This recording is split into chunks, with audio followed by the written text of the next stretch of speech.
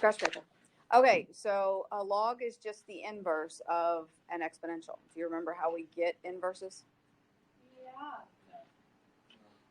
If I give you an equation and I ask you to find the inverse, what would you do? Switch them.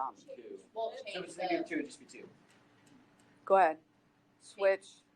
Change that y and then like the x. Switch the x and the y, and then solve for the y, right? So no, it's not keep, change, flip. And then if it were a graph, it reflects over. Do we remember what? Y axis. No. Oh, x axis. Sorry. Yeah. Oh, it's the parent. Very good. The parent what? Line. It's the parent line. Good. Okay, so looking at this right now, we're going to start off with 2 to the x. You remember how we had a whole bunch of parents when it came to exponentials? Because I could have 2 to the x, 3 to the x, 4 to the x, and then I would take that particular one and move it around. Well, that same thing holds true for logs because it's going to have all those same type of bases. So to start off, let's find a table for 2 to the x. Negative 2, 2 to the negative 2. What do I get? 4. What does the negative do? Negative 4. Isn't it? Oh, wait. 1/2. I was about to say that. Then I have 2 to the 0. 2. A 1. There we go. 2 to the 1. 2 squared. 2 cubed. 2 to the 4th. Okay, so this would be our table to go with to graph that exponential. So I'm going to go down here and I'm going to plot this. Negative 2 to the 1/4 is just going to be right down around there. 0 is 1. Then we have 2. Then we got 4. Then we got 8. And so on, correct? I don't know what that little spot is right there. So this would be our exponential that goes with the last unit we just did, correct?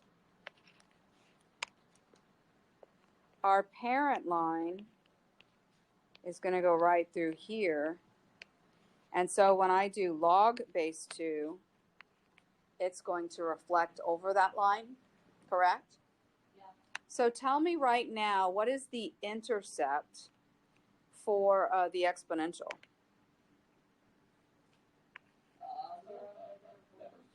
0 what?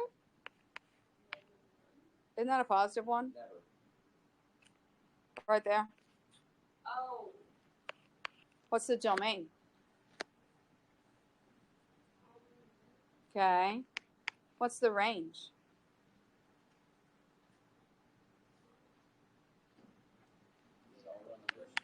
Okay. Asymptote?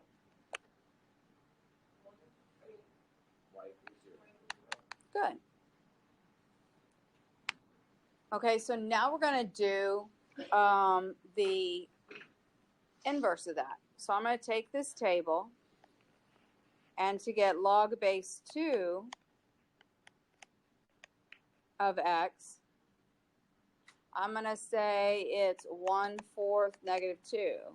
It's 1 0. It's 2 1. It's 4 2. It's 8 3. Everybody see where those came from? Flip your x and y's. That's what the inverse is.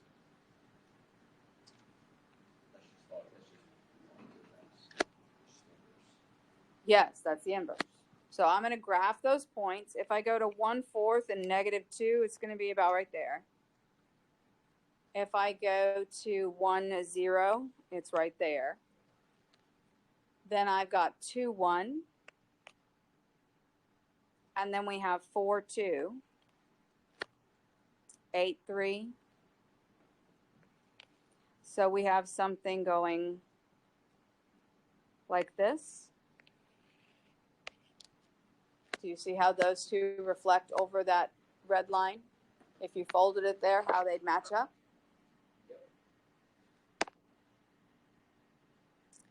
So when you look at the log of base 2, what is the intercept for it?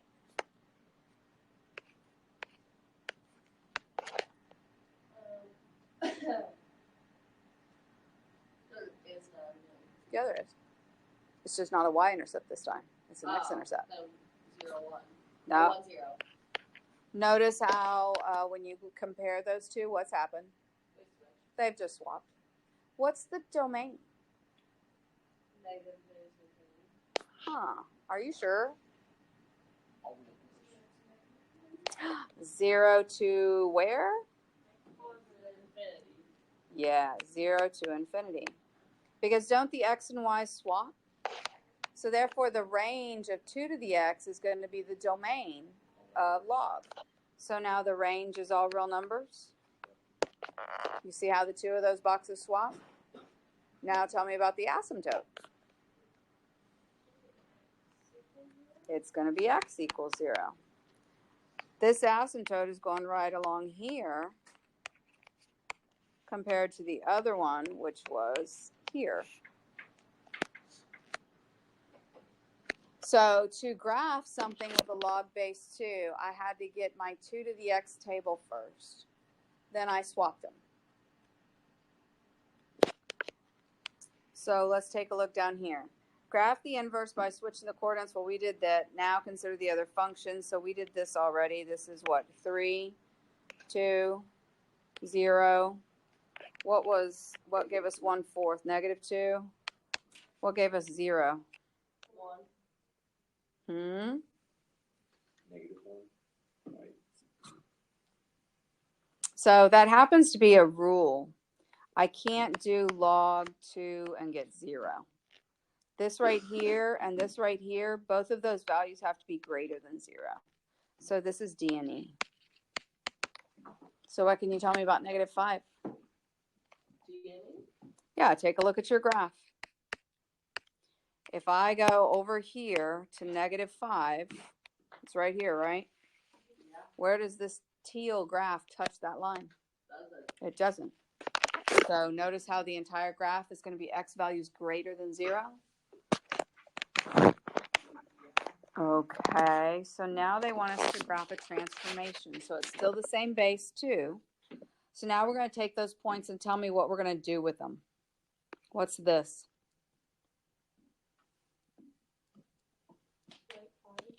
Okay, what's this?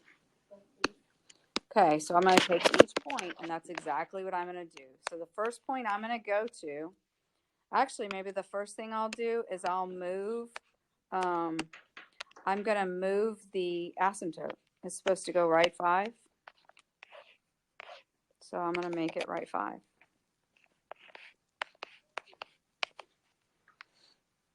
Then I'm going to take this point right here at 1, 0, and I'm going to move it 5 to the right and what? Up 8. So 5 to the right and up 8. It was at 1, 0, so now it's at 6, 8. I'm going to take this point right here, and I'm going to count over 1, 2, 3, 4, 5. 1, 2, 3, 4, 5, 6, 7, 8.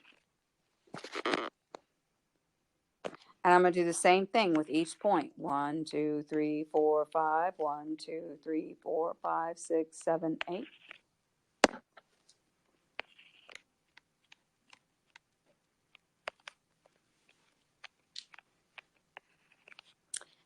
And then when I go to graph these, I know this going off to the right is going to flatten. And then I know this going down is going to approach that vertical asymptote.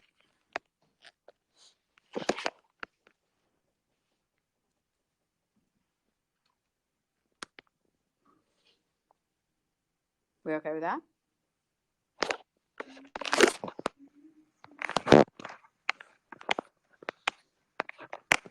That's it.